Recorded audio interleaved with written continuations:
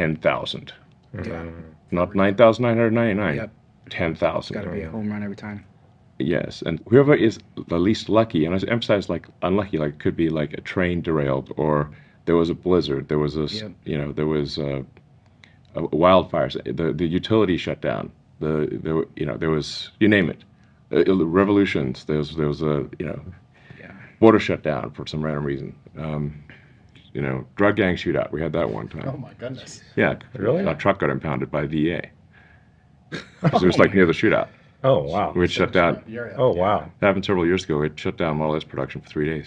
Oh, Because like the truck got impounded on like a Friday, and then the DA wasn't open, and Of the course impound not. yard was not open until County Monday. workers. So literally, we're like, we need our, and it was just carpet for the Model S trunk. You can't like ship people, cars with no carpet in the trunk. Yeah. Odd. Yeah, it looks weird because you see the, all the body stuff. It looks not okay. I've pulled it out before. It would be rough if that was what you got at delivery. Yeah. you might get a exactly. few complaints. Yeah, so we can, we had to wait until we got the truck back from the, I you have know their at the numbers? time That's not something that could probably be shared, but hearing that now, what an incredible yeah. story. I mean, honestly, if there's so many different reasons that you could possibly imagine. Yeah, you must have a lot of stories like that, too. Yeah. In the early The days, full especially. list of all the reasons for supply chain interruptions or internal issues is comedically long, I think. So Well, I just wanted to take a moment and kind of step back. So the reason we're here, right, is because of the early days of Tesla, right? There's a lot of misinformation. yeah, And I know you and I have kind of gone back a little bit over that. And so I thought, this is the time to just potentially set some of the misinformation straight and really just kind of let you speak on how things happened during those days. And so Sure. I wanted to step back and just really, what gave you the vision first off to even step into electric vehicles?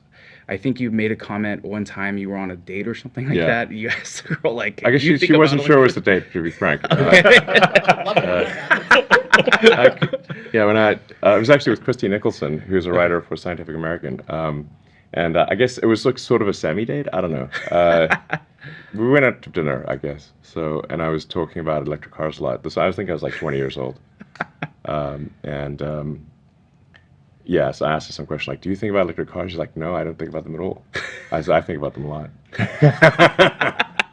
So was there more questions after that, or was that a... That was the end of the date?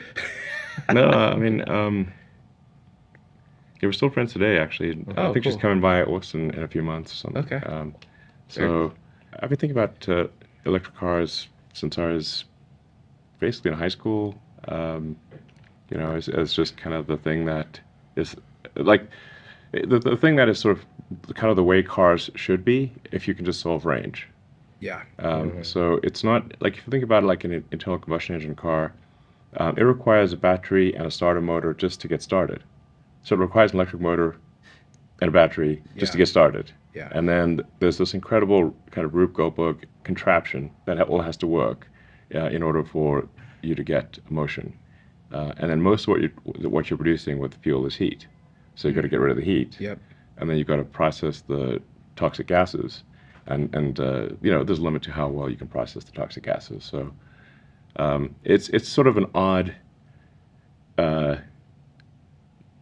thing, the internal combustion car. And people will look back on the internal combustion car era as a strange time. Yeah. Quaint. Quaint, yeah. Quaint. And quaint and just weird, basically. So, it's sort of, we look back on the external combustion era of steam engines as quaint. With this big steam engine chuffing and shoveling the coal and stuff. And you're like, well, you wouldn't really get around like that today. Unless, Yeah. It's sort of like more of a niche thing in a, some amusement park or, trip down memory lane situation. But like, it would be like weird if you're like shoveling coal into Today's world. yeah, shoveling coal into an external combustion steam engine to get around. I mean, it would be like, well, that's pretty weird. And that's how the future will view internal combustion, the same way external combustion is viewed today. Yeah. So the issue really the only thing holding electric cars back was range, and the fundamentals of energy density mean that if you have a lead acid based battery based car, your range is optimistically it's going to be like maybe 70 miles, 80 miles if you really are quite good. Then if you go to something like nickel metal hydride, you've got twice the energy density. So that's going to give you, with the same massive pack, somewhere around maybe 160 miles. And then if you go to lithium ion, and there's many varieties of lithium ion. Lithium ion is an incredibly broad description. But without having to go to a super advanced lithium ion, you can get to a 300-mile range pack. Yeah. With the same weight. So you're going to get roughly four times the energy density of lead acid, 5 if you go to advanced lithium ion. And as you go to more advanced lithium ions, more refinement, the cost goes up to further refinement. Is that correct?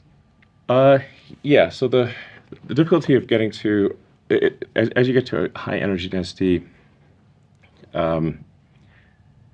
lithium ion, you need to change the anode to silicon. So you get a dramatic increase in energy density as you switch the anode to silicon. But the problem with silicon is that it expands and contracts a lot during charge and discharge. So, and in that expansion and contraction, it wants to kind of crumble, and so like mud cracks essentially. Is one way to think about it. Yeah.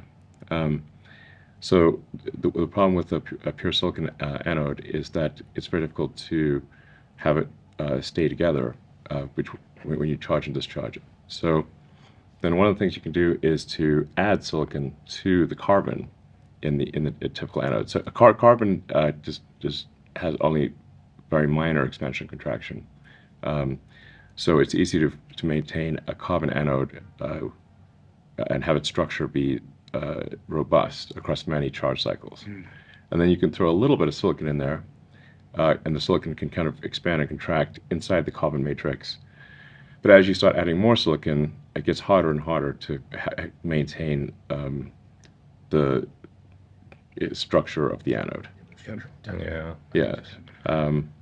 So our highest energy density cells will use, I don't know, like 90% carbon, maybe 10% silicon or something like that. Okay, so it's a small percentage. It's a small percentage. And the silicon, you will have a bit more early life degradation in range with silicon. So it does get harder. There are much higher energy density cells you can get where if you have very precise construction of the anode, like with a chemical vapor deposition type process, and you sort of print it almost like a circuit board situation, such that the expansion can expand and contract without cracking, then you can get to like 50% higher energy density than we have in our cars. But that's very expensive. So it might be suitable for long-range aircraft, but it would not be economically feasible for cars. Yeah. So basically, that situation. That's really the only thing holding back electric cars is range. So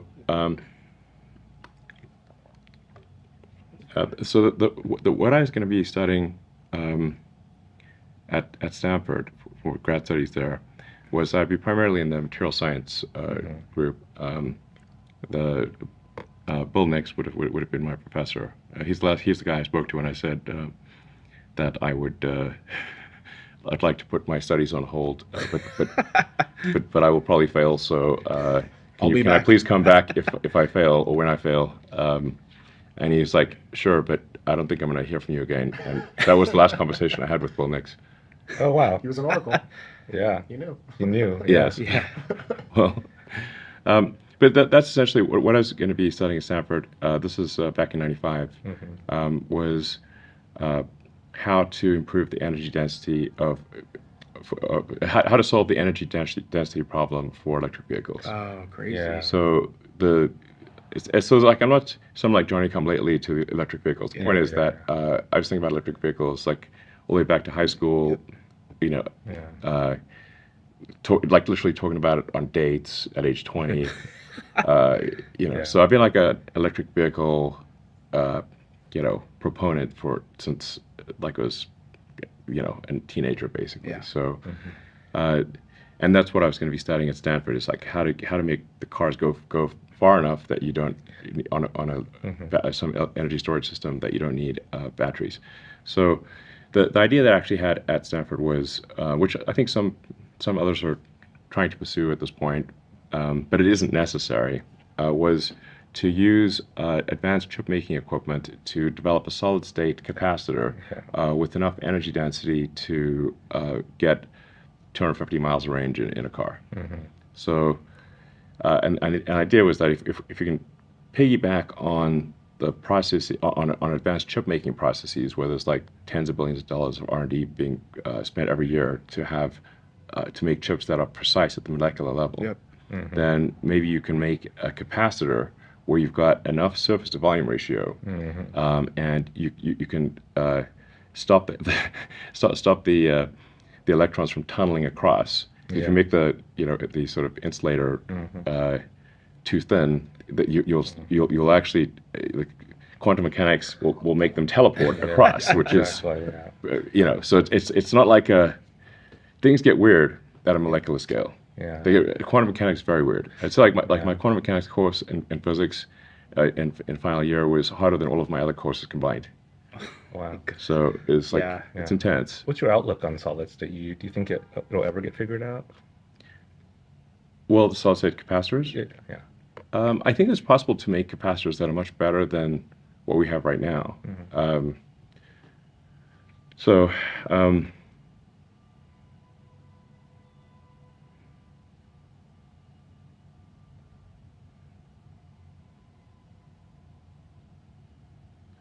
And actually, I don't want to use the word graphene because it's used in bullshit context so often. But graphene may be an interesting, present an interesting avenue into creating a high energy density capacitor. So, like that could you'd have to have a lot of layers, and what you need is like something that is extremely resistant to electrons jumping the gap. So you need a great conductor, but also like effectively something that will basically drop the probability of an electron jumping the insulator to a low number. It will still, it's not going to be zero, but it needs to be a low number. Otherwise, your leakage current is going to be too high. Let's just start with small problems like teleporting electrons. Yeah. When electrons are doing, like, so the world is crazy at a molecular scale. The world is just like, you cannot apply your normal intuition. So I think it gets super weird. Spooky at a distance is what I've heard it called very, very well. It's incredibly predictable from a probability standpoint. The quantum mechanics has unbelievable predictability. You just have to believe what it tells you, even though what it tells you doesn't seem to make sense at a macro scale. But anyway, I think that there's an opportunity out there to have a very high energy density capacitor. But that was the idea that's the idea that I had back then. But that's not to say that idea would have succeeded. The thing I could have found out after several years was I could have added some knowledge, like some leaves to the tree of knowledge, only to and get the PhD, but not, actually not practical. After all that, We learned something and learned that this branch ended here. Maybe. Yeah. So like one of the possible outcomes, a strong possibility would be, you spent all this time.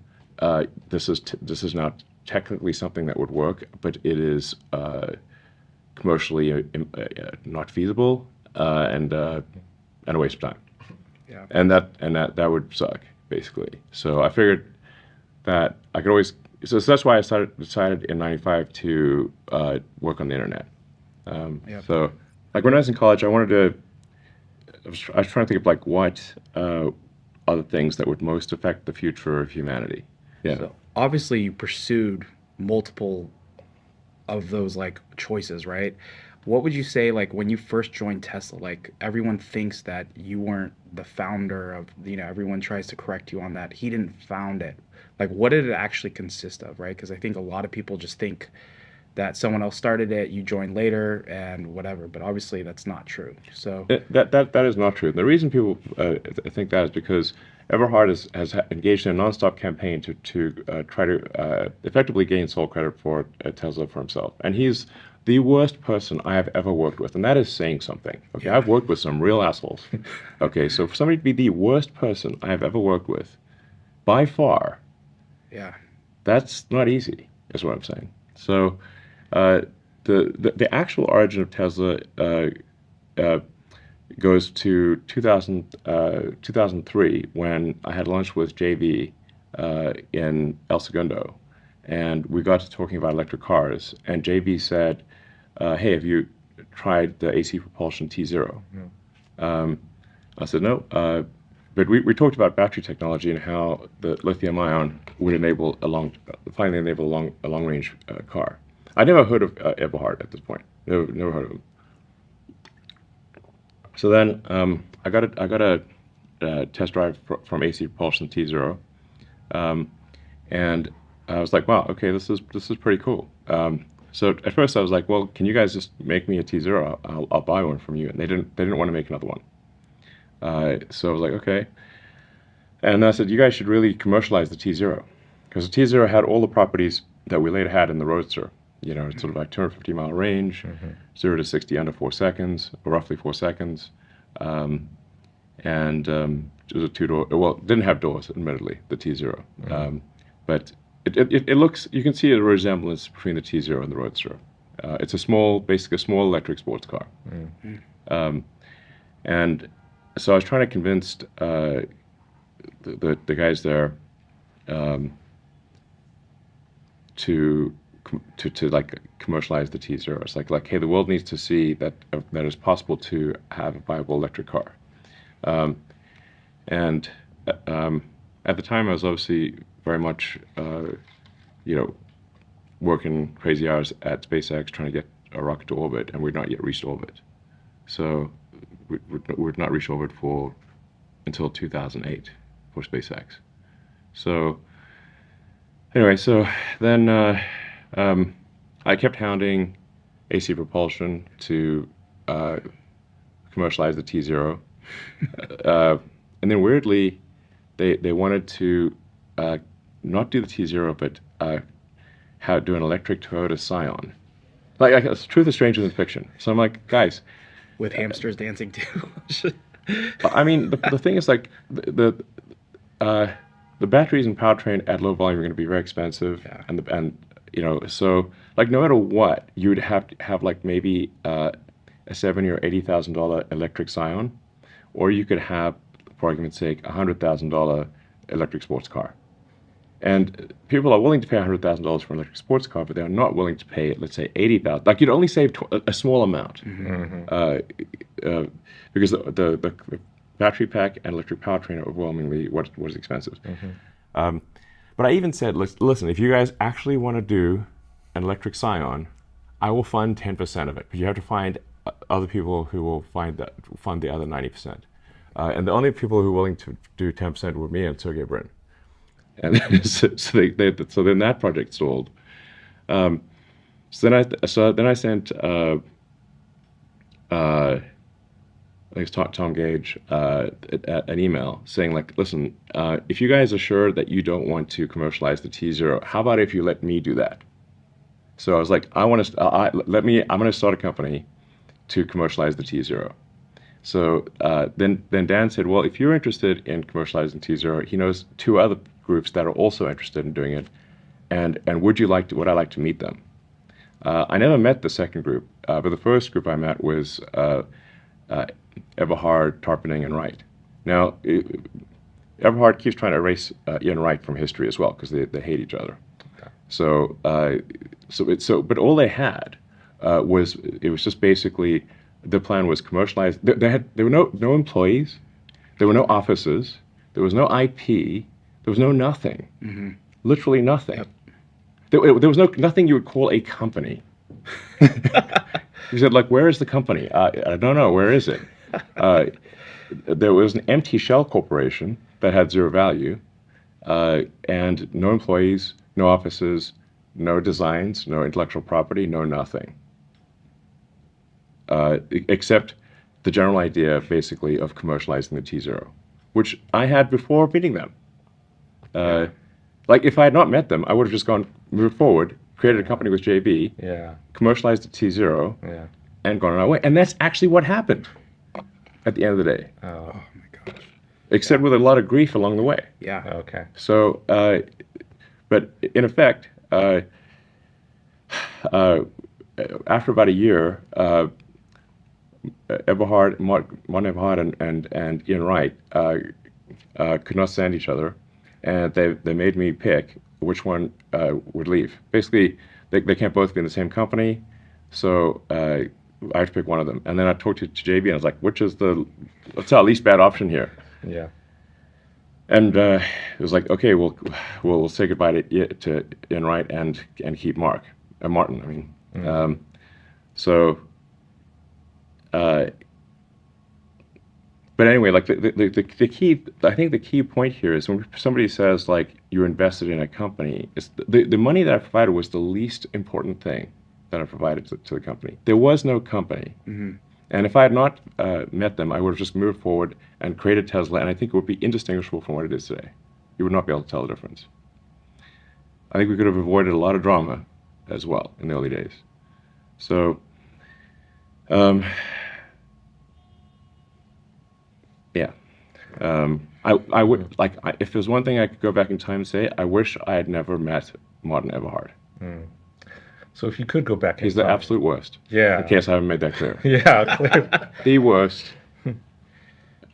The worst. May I ask? Don't ever, like, yes. May I worst. ask? I know Kelvin. Someone who claims credit for things he didn't do and is obnoxious about it. Yeah, so clearly if you had a time machine, you can go back in time and not work with him. Yes, and fantastic. Yeah, exactly. That would have, of course, saved a tremendous amount of anguish. Yeah, and then just partner up with JB. The name Tesla and the logo means so much to so many of the fans of the cars. So help us understand who came up with the name Tesla and what were some of the alternatives, and would Tesla be called Tesla had you and JB broke out together and not met Martin? So the Tesla Motors, which is what it was called at the time, was the trademark was actually held by a guy I think who lived around Sacramento or something, and the trademark Tesla Motors was like I said, owned by someone not us. So in the beginning it actually seemed like we would not be able to use. So you said like who came up with the Tesla Motors? The guy that we bought the trademark from, that guy. Not only did he come up with it, he trademarked it. Oh. Okay, so and we could not. He would not respond to anyone, any contact. So then finally, I sent Mark Topping, who is although he's Martin's best friend, is still a super nice guy, and. So I sent Mark Topping to sit on the guy's doorstep and not leave until we got the Tesla Motors trademark. So that's who came up with that. I forget his name, but it's in the trademark. You can look up the trademark history. That's who came up with Tesla Motors. That guy. But you liked the name so much that you insisted that you sent Mark to sit on his doorstep, right? So yeah. And I think we paid $75,000 for the trademark, which was a lot at that time. Yeah, sure.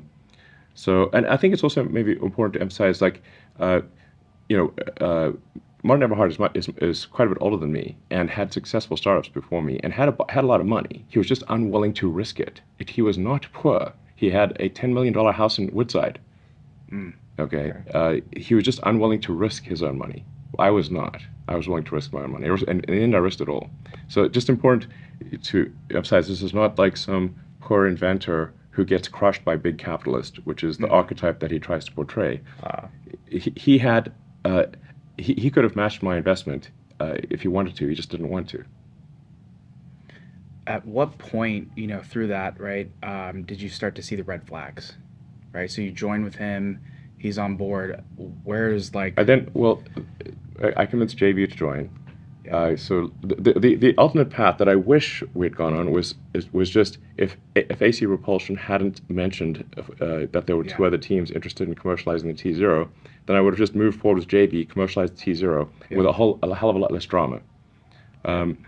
That's the path that I wish had occurred. The moral error that I made here is that I wanted to have my cake and eat it too. So I wanted to, it's like, okay, I need to do SpaceX, but I also really want to do an electric car company. How can I have my cake and eat it too? Yeah. So it's like, okay, if I have someone else run the car company and I will just be responsible for the overall sort of technology and design, like the product side of things. Like the thing that I enjoy doing is the product side of things, not being the boss. I don't like being the boss at all, but I like engineering and design problems. Mm-hmm. So, so I thought, okay, I'll just work on the stuff that I like doing, which is product design, and then someone else can be CEO and deal with all the chores of being a CEO. This unfortunately did not work. No, 'cause you had a CEO in place. It didn't work out. Well, no, yeah. Yeah, things finally came to a head in mid 2007, where Martin just flat out lied to me about the cost and readiness of the car, and I actually gave him an opportunity. I said, Martin, what is the cost of goods of the car? Like, how much is it? Like, what are we tracking to? And is it above the price that we are charging? And I actually knew the answer because an investor had joined who had audited the costs, and that investor told me, like, hey man, the numbers he's adding up for the best case long-term cost of the Roadster is $180,000. I think we were like selling it for $85,000. Yeah, so that's like Huge. yeah, you can't make it up on volume. Yeah. Using money, we're going to make it up at scale. Yeah. Yeah. Rivian has that problem right now. Yeah. So Yeah. so basically I was like, well, this is extremely messed up. And he also said that like about the sort of new investor came in, said that about a third of the car works, about a third of the car is super late, and a third of it will never work at all. Oh. I'm like, okay, this is pretty bad. So I called Martin and said, like, Martin, what's the cost of the car? And he said he didn't know. So I'm like, okay, he's flat out lying to me. Because I asked, did you tell Martin this? And he said, yes, I told Martin this. So when I then called Martin and said, what's the cost of the car, Martin? Oh, I don't know. Are you sure? and when he did bold-faced lie to me, I was like, that's it. He can't be CEO anymore. So we had a board meeting, and we fired him unanimously, including the people that he had appointed to the board. Wow. And at the time, we did not know the full extent of the situation. So we kept him on, like he was in the company, but fired as of July of 2007. And then I still didn't want to be CEO of the company, so I got like an interim CEO. But I was effectively, it's fair to say I was de facto CEO from July 2007 because in bringing in an interim CEO, this interim CEO did not know anything about cars. So I had to basically increase my time allocation to Tesla and help the new CEO figure things out.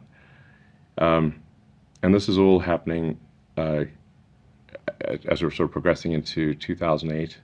And then, I mean, I so badly didn't want to be CEO. Like to be clear, I could have been CEO from day one. It's not like I was like, I had like majority ownership on day one. Yeah. Yourself, yeah. Yeah, because I'm now CEO. If I wanted to be CEO, I could have just made myself the CEO anytime I want. There's no need for any machinations or Machiavellian anything. I just could say, I vote me CEO, end of story. Yeah. So it's because I was trying to not be the CEO that things became problematic. Yeah. So we had an interim CEO for a few months, and then we did a CEO search in 2007, and the only person who was willing to say yes was Zev Drory. I don't know if you guys remember anything about Zev Drory. All right. So Zev is I like Zev actually. Let's just say like he is fearless. So the only person who would agree to be CEO of Tesla was a guy who spent 3 years in the Israeli paratroopers and was afraid of nothing. So Zev joined as CEO, but he, from a personality standpoint, his personality did not mesh well with the rest of the team. So after about 6 months of Zev being CEO and me being de facto co-CEO, because again he didn't know anything about electric cars really. He was a technology guy from the chip industry. The team kind of had a revolt basically. They said, look, if Zev is going to continue to be the CEO, we're all going to leave. Wow. So they were like, I was like, okay. Then I was like, can you guys at least hang on for us to complete a financing round? Because this is mid 2008, like July 2008. I was like, we just need to complete a financing round. Can you just, tough it out through then? And they're like, okay, we'll tough it out for a few more months. And then we tried raising money in basically summer of 2008, and we got term sheets, but the market started falling off a cliff around September of 2008. So the term sheets never turned into actual agreements to invest.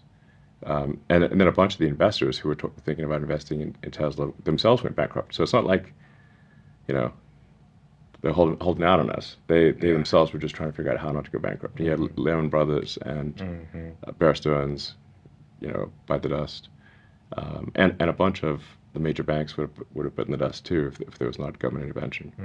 So anyway, and Goldman was leading the round. It became clear around September of 2008 that no round was going to happen.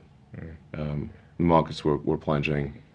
And then I told Zev, like, Zev, I'm going to have to put in everything I've got, all the money I've got left.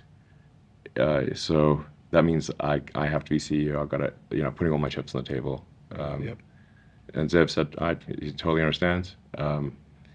So then I was like, okay. So like technically I was CEO from like mid 2007. You say like, officially CEO in like late 2008.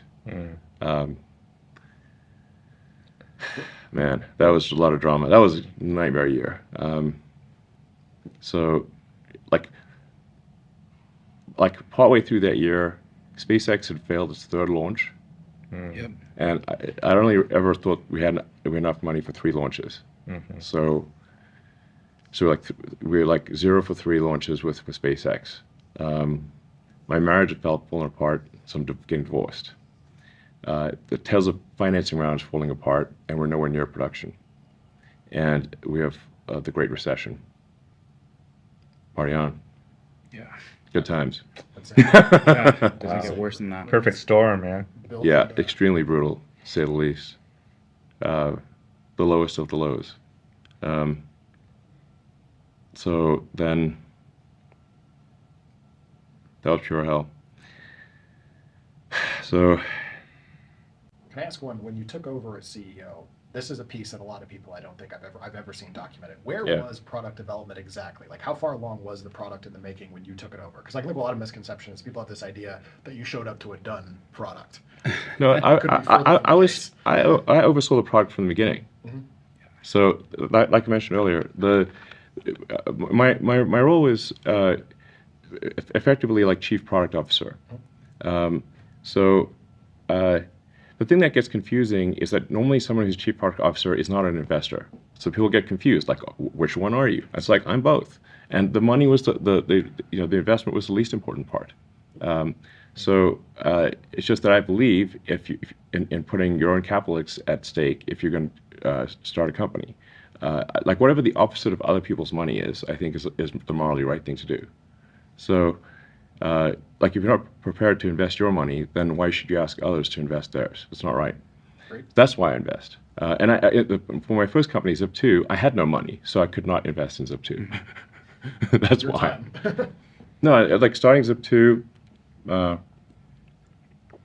which is like when I put grad studies at Stanford on hold in '95.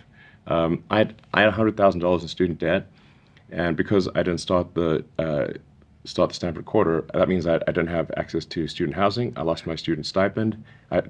Yeah. I mean, and I had like $2,000. So, and like more than $100,000 in student debt, and one computer. So, and that summer of '95, I wrote the first maps and directions and white pages and yellow pages ever on the internet. Yep. Personally, by myself. It's insane. Yes, it's insane. 95. And they were like, well, what web server do you use? I don't use web server. I just read the ports directly. I don't have time to move data between one processor and another. I just read the port directly. Why do you need a server? It's 3.8080. Problem solved.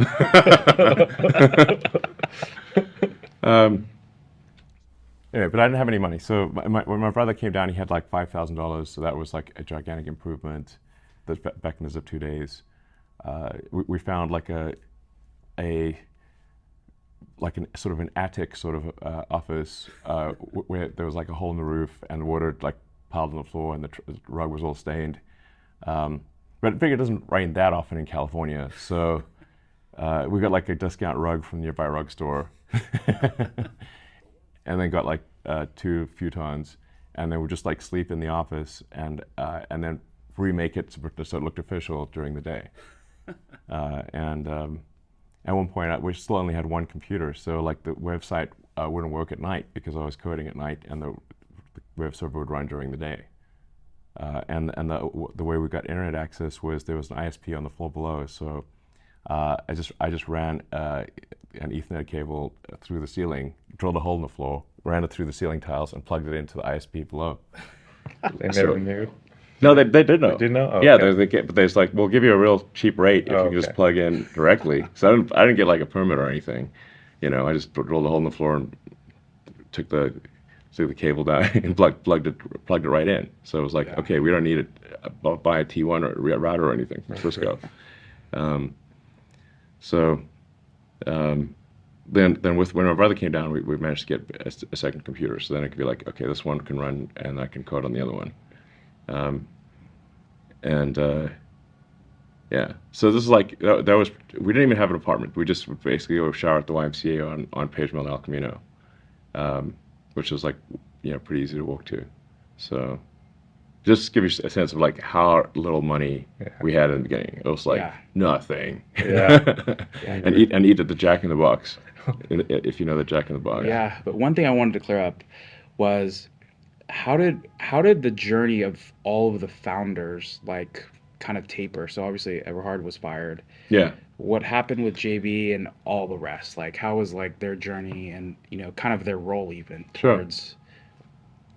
So, yeah, I mean, I think it's like it'd be accurate to say that there were like 5 co-founders of Tesla, and even though I despise Martin Everhard, he obviously would be one of those 5. And Ian Wright should also be considered one of the 5. Like essentially, like who was there, when the company basically had nothing, was nothing, and that's the 5 people. Now the people that were like essential at the end of the day were JB and me. So there would not be a successful Tesla otherwise. It would never even have gone into production. And I think the evidence for this would be like, hey, we fired Martin, and gave him a bunch of money. Great, start a car company. He did try. It did not succeed.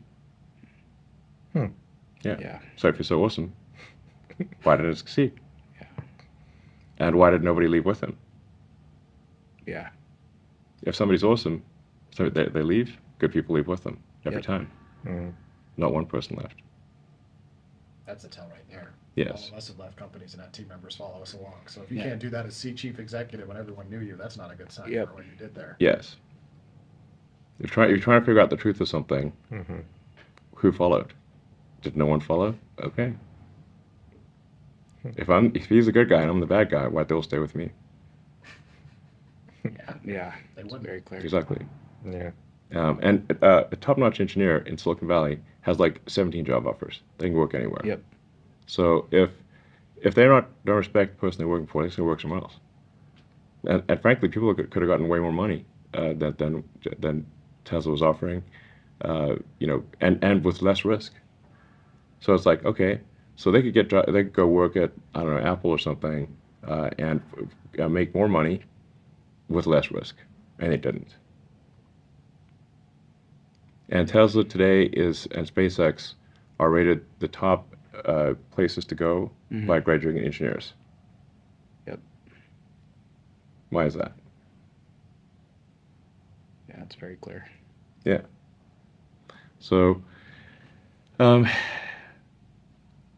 yeah. So, like, just to be crisp about the timeline, the company and the people that deserve credit for the concept of an electric sports car are AC Propulsion. Yeah. And the T0. Yeah. So they deserve a lot of credit. Eberhard also will never mention them. So this is also a bad sign. It's like it's like it came from whole cloth in his mind. I'm like, no. The T0 Yeah. from AC Propulsion. Tom Gage and Al Ciccone made an electric sports car. Then you took their idea and said, let's commercialize it. Yes, agreed. And independently, I also thought, let's commercialize it. And allegedly, there was some other team that also had the idea, let's commercialize the T0. Because AC Propulsion was not willing to do it themselves. Mm. So,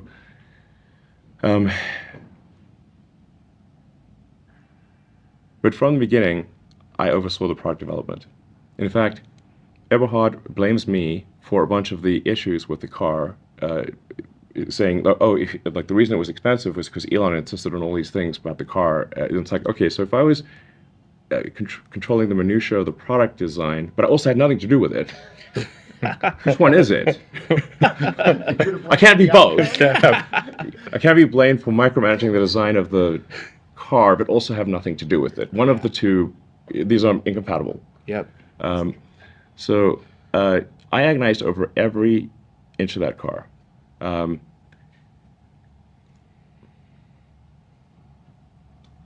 mean, the Pasadena School of Design gave me an honorary degree in because of my work on the Roadster. So that's how much I had to do with it, a lot. Yeah.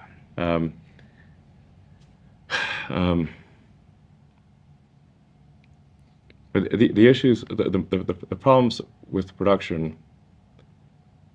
I actually wrote a piece. I don't know if you it's out there somewhere. Early history of Tesla, like a blog piece. I don't know if you've seen it. It's been a while. I don't think I've seen it. Yeah, you can probably dredge it up from the Wayback Machine or something like that. Mm-hmm. It's like the early history of Tesla, because I was trying to explain just in detail how messed up things were. Yeah. So the core product design for the car itself was, I think, compelling, but the business decisions around how to make it which Eberhard made were terrible. Among the many decisions that were insane were outsourcing battery production to a barbecue factory in Thailand. Yes. So I'm sure they make great barbecues. They didn't know how to make an advanced lithium-ion battery pack. Oh my goodness. Found a factory though. But hey, Somebody it's to make factory. it. You found Yes. Are we even sure if it was real, right? That's just Literally. Yeah. So like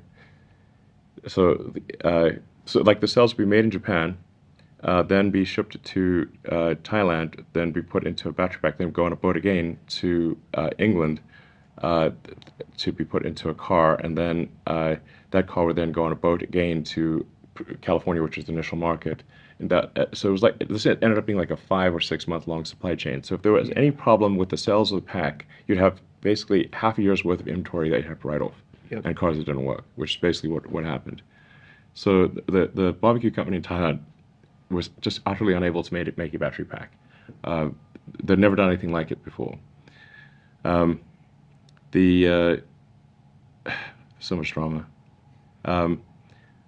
Martin did not want to change the motor size or power electronic size from the AC propulsion design, which then therefore required having a 2-speed transmission.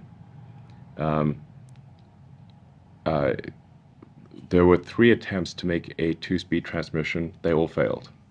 And I think on the order of $10 million was spent just trying to make a two-speed transmission. After we fired Martin, I said we're just going to make the motor bigger and the power electronics bigger and get rid of the 2-speed and just have direct, no transmission, just a direct drive. Need differential and an RPM reducer basically, but you no longer have to have a clutch. So we just made the motor bigger, power electronics bigger, got rid of the transmission. So then now no transmission in the normal sense of the word. When we for the very first cars that went into production, they still had that crappy 2-speed transmission. It was just stuck in first gear. So it had like top speed of like 65 miles an hour or something like that. And with some chance of seizing. So the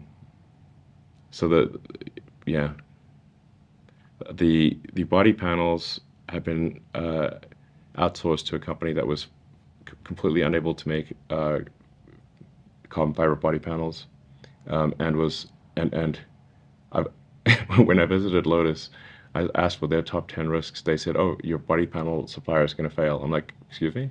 And this was like a Friday. I'm like, "Well, let's go there right now." It's like Friday night. So we went to the body panel thing, and just like the tools were just the wrong. They were all wrong. They didn't fit. Like any given body panel had to be basically hand massaged, so like make it in the tool, and then it'd be wrong. The tool was wrong, and the process was wrong. So then you had to basically handcraft each body panel in order to make it vaguely fit. And even after that, the body panel gaps were so bad with the trunk that you could literally fit your thumb between in the gap. It was like messed up beyond belief. And I was like, wow, okay, these guys have a 0% chance of succeeding. Mm-hmm. So then we had to transfer the body panel production to this company Sortera in France.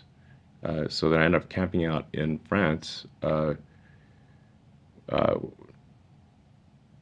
a few months there, just building new tools for the body. We had to retool the whole body.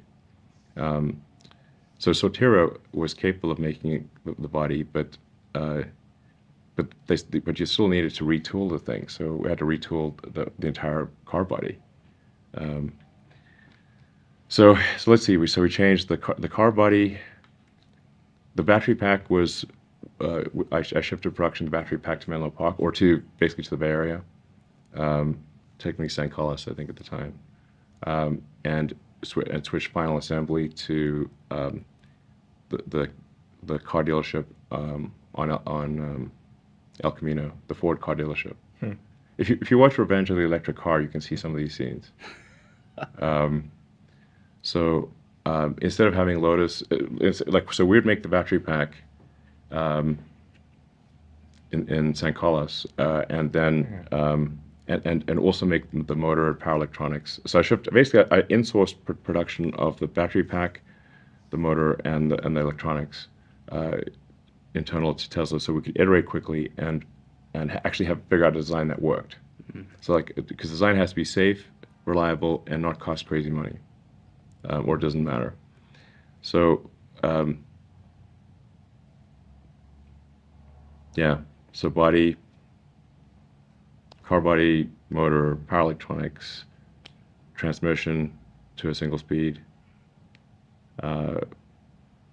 Almost everything got changed in the car. So we had to recapitalize the company, and it took about 2 years before we could actually be in real production, like from mid 2007 to mid 2009. What was the original vision of the Roadster, though? I mean, you obviously had some production issues, but you had an initial vision once you conceived it. I mean, I know, retrospectively, you said that was a mistake to use the Roadster body because there were so many compromises that were. Well, the Elise, what do you mean? Yeah. Yeah. So the Tesla was created with two false assumptions. One false assumption was that you could use the AC propulsion drivetrain technology, and that you could take a Lotus Elise and easily modify that to have an electric powertrain. So essentially, stuff the AC propulsion drivetrain into an Elise, have Lotus do the production, outsource everything. I think Martin thought the peak number of employees would be 35, like literally. Wow. Which this all sounds great, especially coming at it from like a mostly software background of me at the time. I'm like, great, sounds good, you know. Unfortunately, neither of those panned out. The AC propulsion technology was not viable in a production vehicle, and they used for example, analog power electronics. You know, so like depending upon what temperature it was, the car would either work or not work. Or certainly work very differently. So we designed our own digital power electronics, and so the car would be consistent in how it performed. We ended up not using the AC propulsion motor design. We changed the motor design. We ended up not using any AC propulsion technology at all. So in that side of things, and then the problem with the Elise is that once you add a big battery pack to a car, the mass of the car is now like 40% heavier than an Elise. So you invalidate the entire structural design of the Elise. The battery pack wouldn't fit, so we had to stretch the chassis.